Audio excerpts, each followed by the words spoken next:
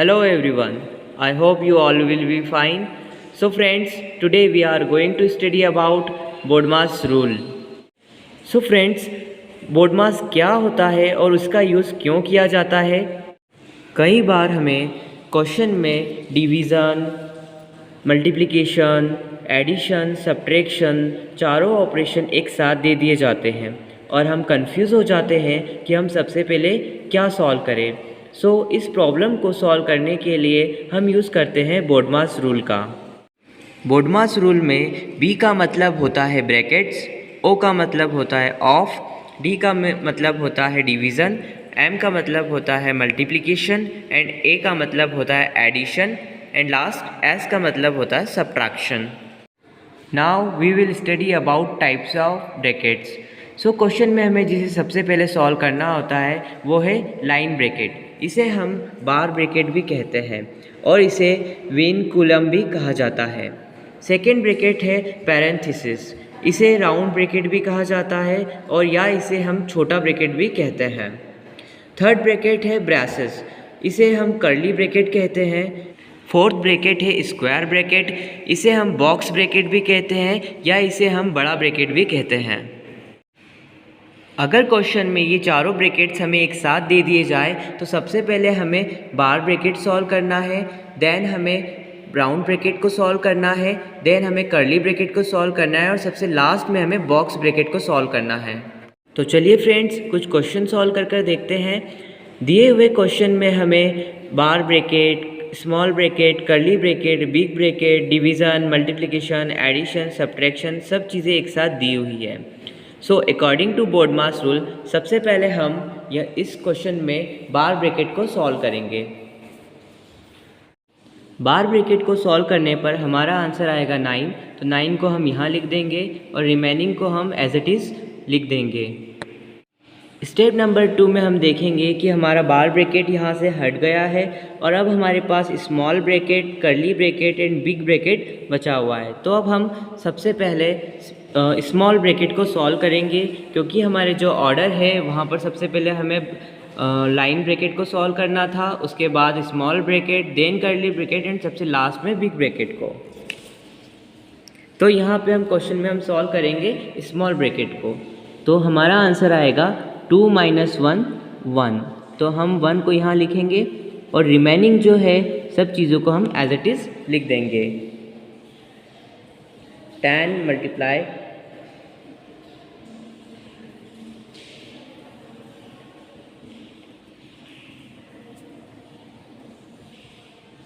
Step number 3 में आप देख रहे हैं यहाँ पर कि हमारा जो स्मॉल ब्रैकेट था वो अब यहाँ से हट गया है और उसके बदले हमारा आंसर आया है 1, हम उसे लिखेंगे।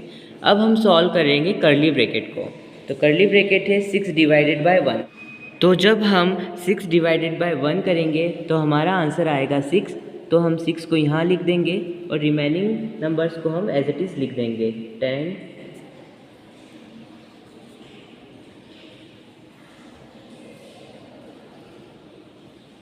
अब हम सॉल्व करेंगे बिग ब्रैकेट को। तो बिग ब्रैकेट के अंदर नंबर है 5 + 6, तो हमारा आंसर आएगा 11, तो हम 11 को यहाँ लिख देंगे और रिमेनिंग नंबर्स को हम एज इट इज़ लिख देंगे। 10 मल्टीप्लाई 11 + 9। अब हम BODMAS रूल में देखते हैं कि प्लस और मल्टीप्लाई, तो मल्टीप्लाई BODMAS में पहले आता है, इसलिए हम मल्टीप्लाई पहले सॉल्व करेंगे। तो 10 मल्टीप्लाई 11 करेंगे तो हमारा आंसर आएगा 110 + 9 और लास्ट में हम करेंगे एडिशन। हमारा फाइनल आंसर हो जाएगा 119। Now we will solve one more question. Our question is that 12 multiplied by 4 plus 20 divided by 2 minus 10. Friends, दिए हुए क्वेश्चन में यहाँ पर हमें डिवीज़न भी दिया हुआ है, मल्टीप्लाई भी दिया हुआ है, एडिशन का सिंबल भी है और माइनस का सिंबल भी है। तो अकॉर्डिंग टू BODMAS हम सबसे पहले यहाँ पर डिवाइड सॉल्व करेंगे। क्यों? क्योंकि हमारे पास जो ऑर्डर है BODMAS का bracket, of, division, multiplication, addition, subtraction, इसमें डिवीज़न जो है वो सबसे ऊपर आ रहा है, इसलिए हम सबसे पहले डिवाइड को सॉल्व करेंगे।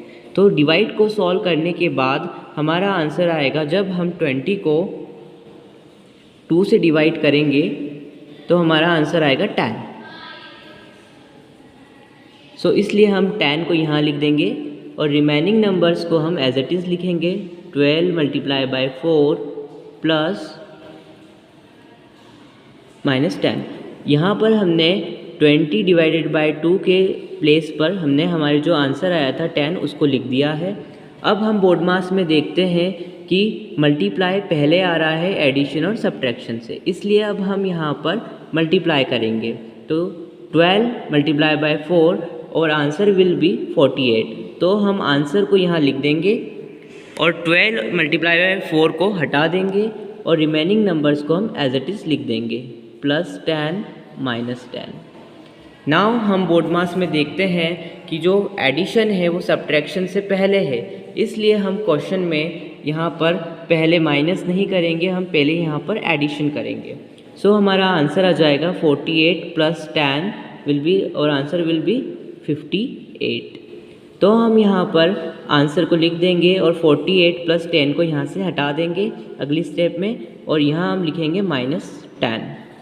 Now in last we will do subtraction. So 58 में से 10 चले जाएंगे तो हमारा आंसर आ जाएगा 48। So 48 will be our final answer. Now we will solve one more question and our question is that 12 multiply by small bracket 4 + 20 small bracket close divided by 2 -10।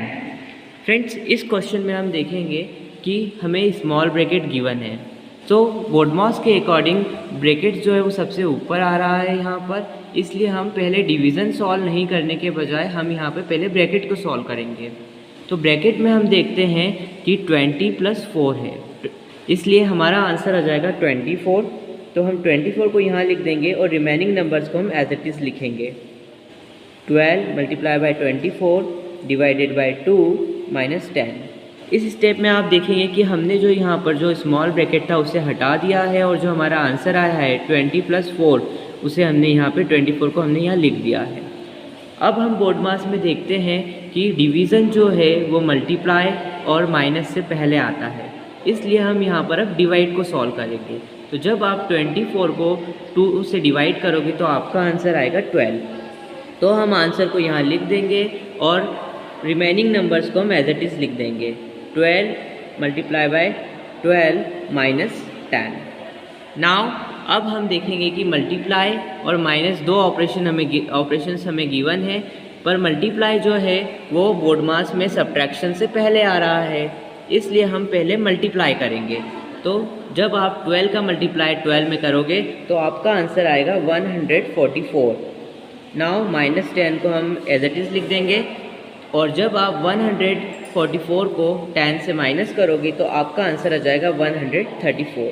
So 134 is our final answer. Now we will solve one more question and our question is that 12 multiply by 4 of 20 divided by 2 -10। इस क्वेश्चन में हम देखेंगे कि हमें यहाँ पर divide का सिंबल दिया हुआ है, मल्टीप्लाई का सिंबल दिया हुआ है, माइनस का सिंबल दिया हुआ है और ऑफ लिखा हुआ है। तो हम बोर्ड मास का रूल देखते हैं जो है brackets of division, multiplication, addition and subtraction. तो यहाँ पर हम देखेंगे कि ऑफ जो है हमें हमारे क्वेश्चन में गिवन है, इसलिए हम डिवीज़न मल्टीप्लिकेशन से पहले ऑफ को सॉल्व करेंगे, और ऑफ का मतलब होता है मल्टीप्लाई का सिंबल। तो यहाँ पर हम जो हमारा सॉल्यूशन होगा उसमें हम ऑफ की प्लेस पर मल्टीप्लाई का सिंबल लगा देंगे और सभी नंबर्स को एज इट इज़ लिख देंगे। 12 मल्टीप्लाई बाय 4, 20 डिवाइडेड बाय 2 -10। अब सबसे पहले हम क्योंकि ऑफ सॉल्व करेंगे इसलिए 20 मल्टीप्लाई बाय 4 पहले सॉल्व होगा और हमारा आंसर आ जाएगा 80, और रिमेनिंग नंबर्स को हम एज इट इज़ लिख देंगे। 12 मल्टीप्लाई बाय 80 डिवाइडेड बाय 2 -10। अब हम बोर्ड मास के अकॉर्डिंग देखते हैं कि डिवीज़न जो है वो पहले आ रहा है, इसलिए यहाँ पर हम पहले डिवाइड करेंगे और हमारा आंसर आ जाएगा 40।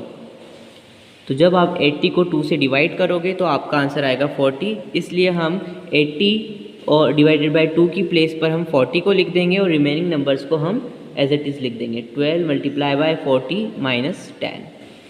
अब हम बोर्ड मास में देखते हैं कि जो मल्टीप्लिकेशन है वो पहले आ रहा है सब्ट्रैक्शन से, इसलिए हम यहाँ पर पहले मल्टीप्लाई करेंगे।